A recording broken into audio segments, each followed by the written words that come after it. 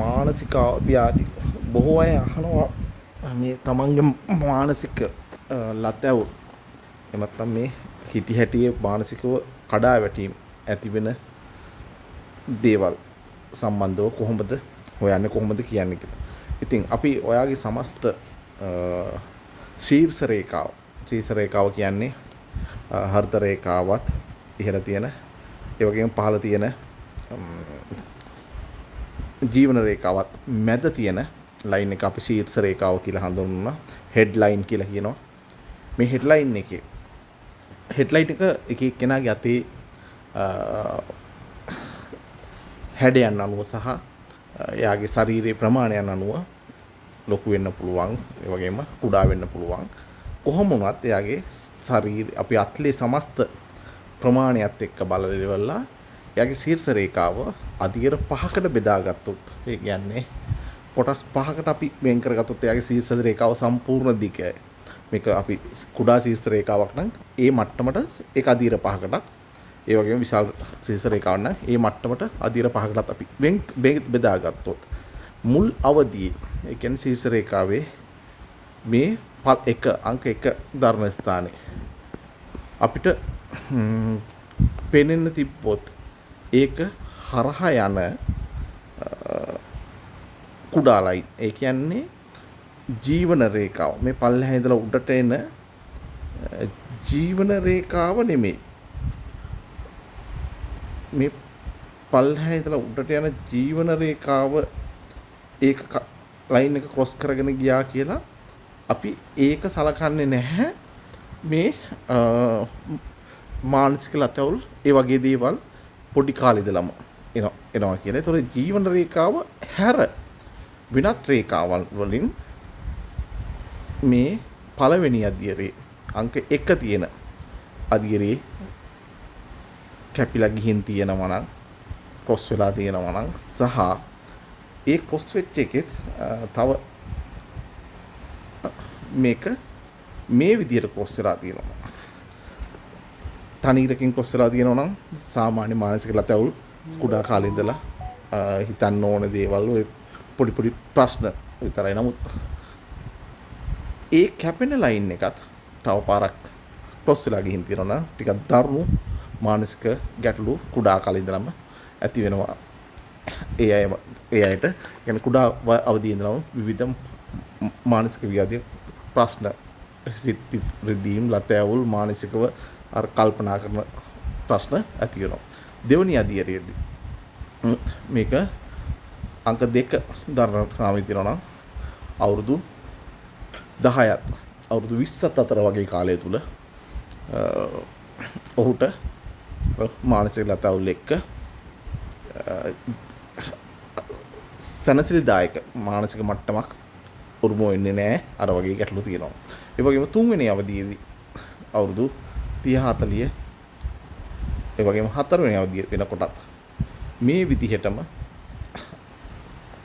අර ලයින් එකට ක්‍රොස් වෙලා තියෙනවා නම් එක ලයින් එකකින් හෝ දෙකකින් ලයින් දෙකකට වැඩි ක්‍රොස් වෙලා තියෙනවා නම් අවුරුදු මේ තුන්වෙනි අවධියෙන් පස්සේ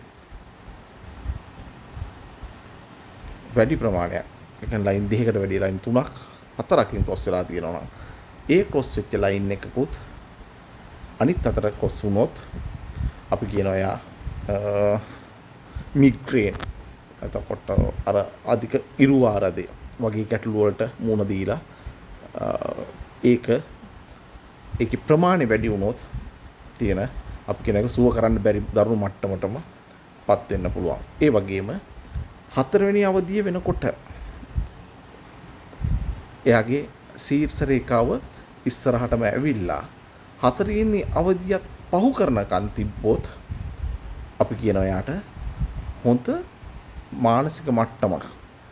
ඒ වගේම සිත් රිදීම් ලතවුල් නැති මේ ක්‍රොස් කර හාරසිරි වලින් කැපෙන්නේ නැතුව හතරවෙනි අදියරත් පහු වෙන්න එයාගේ ශීර්ෂ රේඛාව තිබ්බොත් අපි කියනවා හොඳ මානසික මට්ටමක් එක්ක අවුරුදු 70ට වඩා ජීවිත කාලේ එයාට පුළුවන් නිරෝගී මානසික මට්ටමකින් ජීවත් වෙලා ඉස්සරහට යන්නේ. ඒ වගේම අදියර 4 පහ වුණාට පස්සේ 4 වෙනි අදියරෙන් පස්සේ එයාගේ ශීර්ෂ රේඛාව දෙපැත්තකට වෙන් වුණොත් දෙකකට කැඩිලා ගියොත් අපි කියනවා එයාට තියෙනවා තීක්ෂණ බුද්ධියක් සහ හොඳ ව්‍යාපාරික මනසක්, බය නැතුව ව්‍යාපාර වලට එනවා සහ කාන්තාවකට තිබ්බොත් එහෙනම් අපි කියනවා අර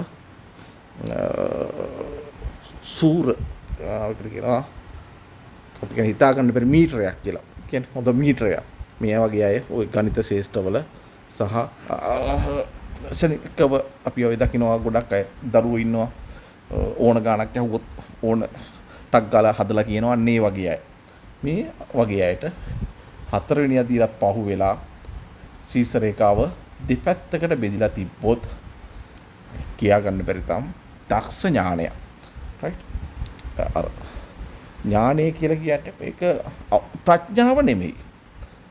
තීක්ෂණ බුද්ධිය. ඕන දෙයක් හිතලා කිරීමේ හැකියාව සහ ගණන් වගේ දේවල් කිරීමේ හැකියාව මේ අය ඔය ගණිත විද්‍යාවට අරවට මේවට ඒ වගේ දේවල් වලට ගොඩාක් දක්ෂයි. ප්‍රඥාව නෙමෙයි දැනුම බුද්ධිය. ඕන දෙයක් කිව්ව දෙයක් මතක තියාගෙන දවසයි දිනෙයි එක්ක තව අවුරුදු 5කින් හරි කියයි යන්නේ. ඒ වගේ හොඳ බුද්ධියක් තියන අය තමයි එතෙන්ට. එහෙනම් අපිට පෙර කර්මයන් වල කරපු විපාක එයාට අනුව තමයි මනස සම්බන්ධ. එහෙම නැත්නම් මේ හෙඩ්ලයින් එකේ ප්‍රධාන ගැටලු රාශියක් ඇති වෙන ප්‍රධානම හේතුව තමයි පෙර භවයන් වල විවිධ අයට සැනසීමේ ඉන්න දෙන්නේ නැතුව ගැටලු ඇති කරලා ප්‍රශ්න ඇති කරලා ඒ වගේ දේවල් තිබ්බොත් එයාට මේ කර්මයේ මේ ජීවිතයේදී ඒවා රිටර්න් එක ඇවිල්ලා තියෙනවා අපි දන්න විදිහට. ඒතකොට රිටර්න් එක නම් හේතුන් පටිච්ච සම්භූතා හේතුබංගා නිරුච්ඡති. හේතුවට පිළියමක් යොදන්න නැතුව ඔයා කොච්චර බෙහෙත් බිව්වත් ඔයා ගිහිල්ලා දරුණුම මානසික කඩාවැටලක් වෙලා උමතුබා වෙලා පිස්සන් කොටුවේ නැවතුණත් ඔයාට ඒක හොඳ වෙන්නේ නැහැ. ඒක ඔයා හේතුව निराකරණය කරොත්. එහෙනම් ඔයා ඒ පෙර ධර්මයේ තුල තියෙනවා මේ පෙර භවයන් වල කරපු බොහෝ කර්මයන් වලට අකුසල කර්මයන් වලට කළ යුතු ප්‍රතිකර්මයන්. ඒවට කෝවිල් ගානේ බඩ ගන්න, දේවාල ගානේ බඩ ගන්න, පූජා වට්ටි උස්සන්දුවන්න එහෙම අවශ්‍ය නැහැ. මොකද හේතුව අපි දන්නවා අහෝසි කළ හැකි කර්මයන් තියෙනවා. ඉතින් අන්න ඒ වගේ ඔයා ගෙවිය යුතුම කර්මයක් තිබ්බොත් ඒක ඔයාටවත් කිසිම කෙනෙක්ට මටවත් ඒකට ප්‍රතිකර්ම යොදන්න බෑ. නමුත් බොහෝ කර්මයන් තියෙන්නේ අහෝසි කළ හැකි මට්ටමේ. ඒකට ප්‍රතිකර්මයක් කළ හැකි මට්ටමේ. එතකොට අන්න ඒ වගේ ප්‍රතිකර්මයක් කිරීමෙන් මේ සුවනවන මානසික ව්‍යාධි, හිසේ ආබාධ, ඒ වගේම ඉස්සරහට වෙන්න තියෙන ධර්ම මානසික කඩාවැටීම් වලින් අපිට කල්තිය අඳුරගෙන නිදහස් වෙන්න පුළුවන්. ඉතින් ඔයාලටත් මේ හෙඩ්ලයින් එකේ මේ වගේ ගැටලු ඉස්සරහට ඇති වෙන්න තියෙනවා නම් ඔයාගේ අතත් ඔයාගේ ශීර්ෂ රේඛාවත් කඩා වැටලා නම් අතරමඟදී දාන්න කමෙන්ට් එකක්. මට විවේකයක් ලැබුණ වෙලාවට මම අනිවාර්යෙන් බලනවා. ඔයාලා කාගේවත් කමෙන්ට් කරනව නොබලා ඉන්නව නෙමේ. දවසට ඉතා විශාලම අත් ප්‍රමාණයක් අපිට එනවා. ඉතින් ඒ ටික ඇනලයිස් කරලා ඉවරනකොට ගොඩක් වෙලාව අඩුයි ඔයාලා කමෙන්ට් කරන්න. නමුත් මට විවේකයක් ලැබුණ හැම වෙලේම මම ගිහිල්ලා දරුණු ගැටලුවක් තියෙන අතක් තිබ්බොත් මම එයාට ඒ වෙලාවෙම අනිවාර්යයෙන්ම රිප්ලයි කරනවා. ඒකට ඒ ගැන දෙපාරක් හිතන්නේ නැහැ. එහෙනම් හෙඩ්ලයින් එක වගේ ශීර්ෂ රේඛාවේ මයින්ඩ් ලයින් එකේ අනාගතය ගැන දැනගන්න ඕන නම් ඔයා ඒ වගේම ඔයාට දැනෙනවා නම් ඔයාගේ මයින්ඩ් ලයින් එක එහෙම නැත්නම් ශීර්ෂ රේඛාව ගැටලු රාශියක් තියෙන එකක් කියලා කමෙන්ට් එකක් දාන්න. එහෙම නැත්නම් අපේ සම්පූර්ණ අත්ල කියවීමකට මගේ WhatsApp නම්බරේ තියෙනවා. ඒකට ඔයාගේ පණිවිඩයක් යොමු කරලා සම්පූර්ණ කියවීමක් ලබා ගන්න.